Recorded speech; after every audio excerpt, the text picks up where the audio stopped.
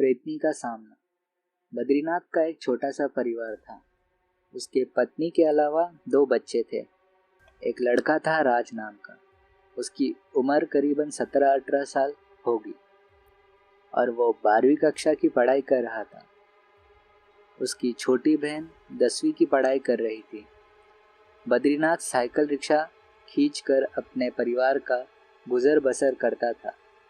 बद्रीनाथ की तबीयत एक दिन अचानक खराब होने लगी। जब घर की हालत बिगड़ने लगी तो राज ने ठान लिया वह शाम 5 बजे के बाद रात के 1 बजे तक रिक्शा चलाएगा।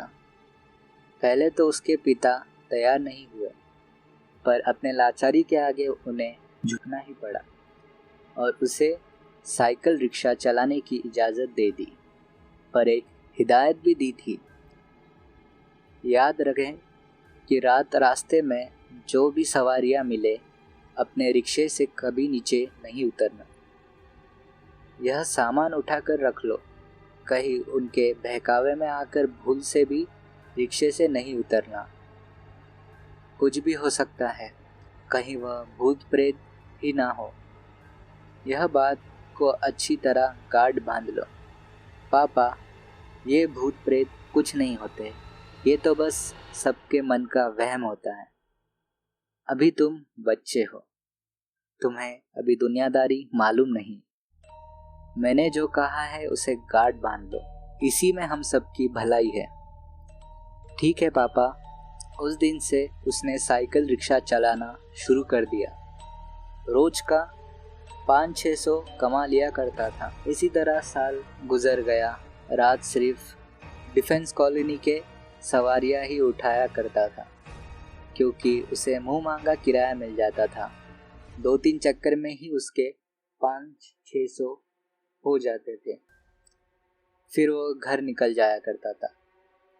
बुजुर्ग रिक्शा वाले उसे बहुत समझाया करते थे, पैसों के लालच में डिफेंस कॉलोनी नहीं जाया करो, पर राज किसी की नहीं सुनता था। उसे भूत प्रेत पर विश्वास नहीं था। वह अपना मन का वहम समझ के उसे छोड़ देता था। इसी बीच रात के करीब 12 बजे स्टेशन से घर को निकल रहा था, क्योंकि आज का कोटा पूरा कर लिया था। कुछ देर पहले ही स्टेशन पर तूफान एक्सप्रेस आकर रुकी थी। सवारियां स्टेशन के बाहर निकल रही थी। जो भी रात को डिफेंस कॉलोनी की सवारी मिलती, हर कोई मना कर देता। अगर राज के रिक्शा हो तो उसी की ओर इशारा कर देता। सवारी भी राज के पास पहुंच जाया करती। आज भी ऐसा ही हुआ। मियाँ बीवी और 2 बच्चे उसके रिक्शा के करीब पहुंचे। भाई, हमें डिफेंस कॉलोनी जाना है, 200 भाड़ा होगा।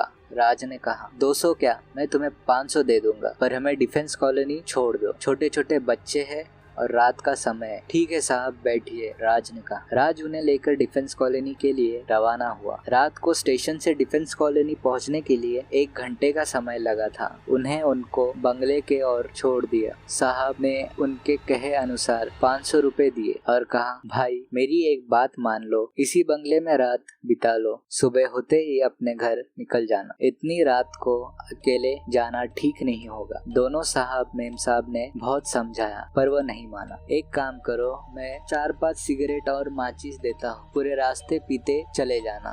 मैं बीड़ी सिगरेट तो क्या, कोई भी नशा नहीं करता। यह सब कहने के लिए आप दोनों का बहुत धन्यवाद। इतना कहकर वह बंगले से अपने रिक्शे पर निकल पड़ा।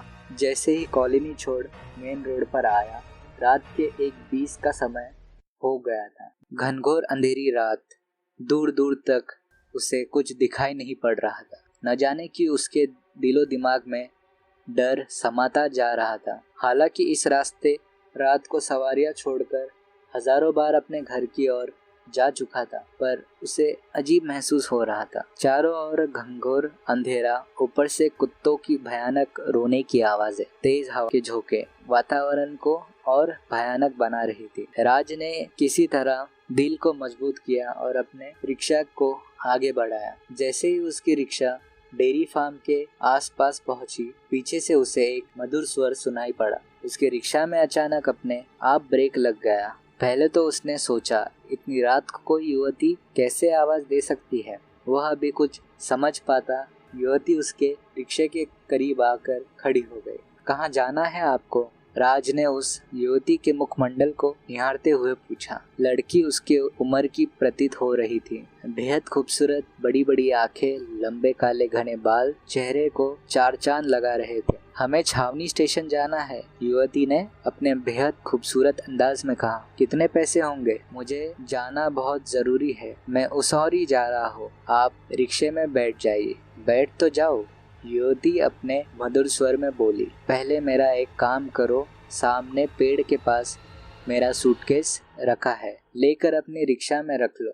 यह काम मुझसे नहीं हो पाएगा। यह बात बरबस ही निकल पड़ी थी। अगर आपको जाना है तो अपना सूटकेस खुद लेकर आए, नहीं तो मैं चला। राज ने रिक्शा थोड़ा आगे बढ़ा दिया। रुको रुको, लड़की की वही मधुर स्वर गूंजी। तुम छोटा सा काम नहीं कर सकते? उसने बहुत विनती की। मैंने एक बार कह दिया, वह पत्थर की लकीर है, ऊपर वाला भी उसे बदल नहीं सकता। उसके दिल और दिमाग में एक शब्द गूंज रहा था, पापा की कही बात। रात के वक्त किसी के मदद के लिए रिक्शे से बाहर कभी उतरना नहीं है, कुछ भी हो सकता है। उसके दिमाग में यह बातें हथौड़े की तरह चल रही थी। लड़की ने उसे सूटकेस लाने की हर मुमकिन कोशिश की, युवती नाकाम रही। इतने में राज का पारा चढ़ गया। रिक्शा आगे बढ़ा दिया। जैसे ही पुलिया के ऊपर रिक्शा पहुंचे, रिक्शा का वजन बढ़ता ही चला गया। उसने अपने पूरी शक्ति लगानी शुरू कर दी, फिर भी कोई असर नहीं हो रहा था। जैसे तैसे वो आगे बढ़ रहा था, अचानक वातावरण में करवट बदल दी। तेज आंधी तूफानें चलने लगी। भवंडर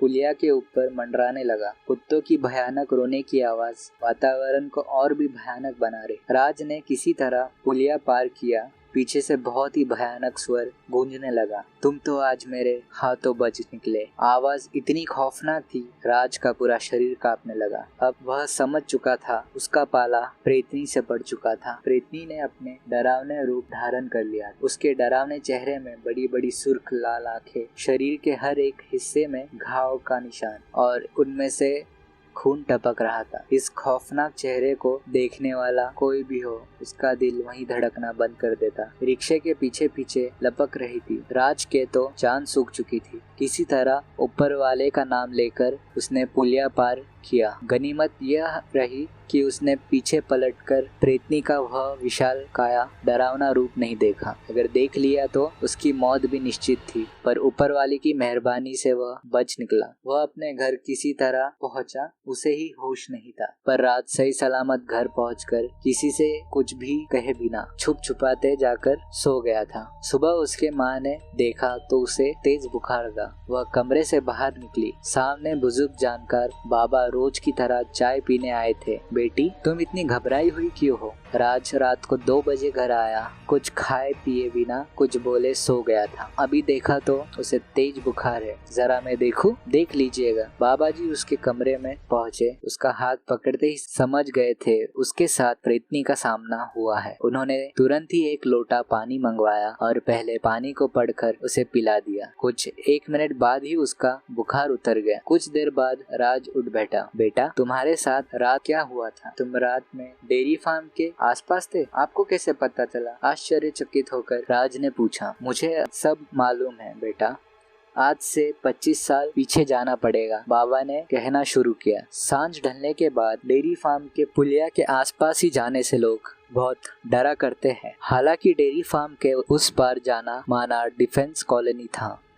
डिफेंस कॉलोनी जाने के लिए एकमात्र सड़क थी जो डेयरी फार्म के पुलिया से होकर गुजरती थी। पर आज से 25 साल पहले ऐसा कुछ नहीं था। एक हादसे के बाद से इस पुलिया पर मौतों का सिलसिला शुरू हुआ था। यह हादसा एक 18 साल की लड़की रजनी पर घटित थी। जानने वाले लोग कहते हैं आज से 25 साल पहले रजनी सिनेमा देखने एक सिनेमा हॉल पहुंची, वो भी अकेली। फिल्म बड़ी थी, इस वजह से 6:30 बजे फिल्म खत्म हुई। सर्दी का मौसम था। 6 बजते ही काफी अंधेरा छा चुका था। उसने एक साइकिल रिक्शा डिफेंस कॉलोनी जाने के लिए चुना और उसमें बैठकर लेकर डिफेंस कॉलोनी के लिए निकल पड़ी। जैसे ही डेयरी फार्म के पुलिया के पास रिक्शा पहुंची, दो साइकिल सवार बदमाशों ने उसे रोक लिया। एक ने लड़की को रिक्शे से उतारा, दूसरे ने रिक्शे वाले को 2-4 थप्पड़ जड़कर भगा दिया। वह डर के मारे अपना रिक्शा लेकर चलता बना। लड़की बेबस होकर रिक्शे वाले भैया से मदद की गुहार लगाती रही। रिक्शे वाले भैया, मुझे किसी तरह बचा लो, पर रिक्शे वाला नहीं रुका। दोनों बदमाशों ने लड़की को पुलिया के नीचे ले जाकर उसके साथ दोनों ने मनमानी की। वह चीखती चिल्लाती रही। पुलिया के ऊपर से मोटरसाइकिल सवार, साइकिल सवार ऊपर से गुजरते रहे, पर उसकी चीख चिल्लाहट किसी के कानों पर नहीं पहुंच पाई। पहुंची भी होगी तो अनसुनी कर निकल गए। आजकल यह दुनिया का दस्तूर बन गया है। अंत में लड़की से मनमानी करने के बाद उसे वह पुलिया के नीचे